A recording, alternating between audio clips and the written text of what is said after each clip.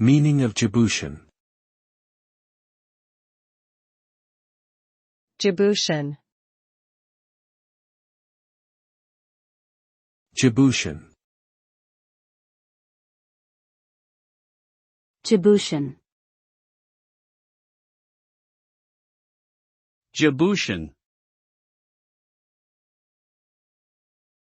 Djiboutian refers to something or someone associated with Djibouti, which is a country located in the Horn of Africa. The term can be used to describe the language, culture, and people of Djibouti. It is also commonly used to refer to the citizens of Djibouti. The country has a population of approximately 1 million people, who are primarily of Somali and Afar ethnicities. Djibouti is a multilingual and multi-ethnic country, and its people have a rich history and cultural heritage.